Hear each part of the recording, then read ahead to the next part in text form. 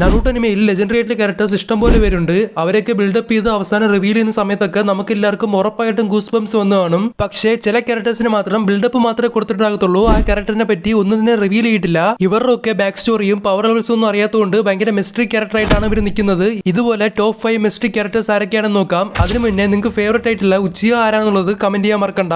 Number 5 lord Jashin. ഈ ക്യാരക്ടറിനെയാണ് ഹിഡാൻ follow ചെയ്യുന്നത്. ഹിഡാന് കിട്ടിയിട്ടുള്ള ഇമോർട്ടാലിറ്റി ആൻഡ് പവേഴ്സ് എല്ലാം കൊടുത്തത് ലോർഡ് ജാഷിൻ എന്നാണ് ഹിഡാൻ പറയുന്നത്. പക്ഷേ ഈ ക്യാരക്ടറിനെ പറ്റി ഒന്നും തന്നെ റിവീൽ ചെയ്തിട്ടില്ല. Number 4 Shisui ഉച്ചിഹ.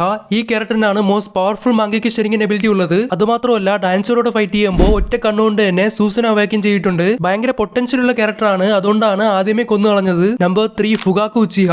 ഫുഗാക്കു ആണ് ഉച്ചിഹ ക്ലാനിന്റെ ലീഡർ അല്ലെങ്കിൽ ഒരു ഹെഡ് ആയിട്ട് നിന്നിരുന്നത്. അതേപോലെ ഫുഗാക്കുവിന്റെ മാങ്കിക്ക് ഷെറിങ്ങിന് എബിലിറ്റി എവിടെയും റിവീൽ ചെയ്തിട്ടില്ല. പിന്നെ ഫുഗാക്കുവിനെ ഒരു പോയിന്റ് പറയുന്നുണ്ട്, തനിക്ക് വേണമെങ്കിൽ കുറാമിനെ തന്നെ തന്റെ ശരീരം യൂസ് ചെയ്ത് കൺട്രോൾ ചെയ്യാൻ പറ്റുമെന്ന്. One of most powerful shinobi who lived in leaf village. സാക്കുമോറ്റൊക്കെ ആണെങ്കിൽ ബേസിക്കലി ലെജൻഡറി സൈനിക്സിനെക്കാളും പവർഫുൾ എന്നാണ് കുറെ റൂമേഴ്സും പറയുന്നത്. And finally number 1 Ashina Uzumaki. ഒരു സമയത്ത് ഉസുമാക്കി ക്ലാന്റെ ലീഡർ ആണ് ഇദ്ദേഹം.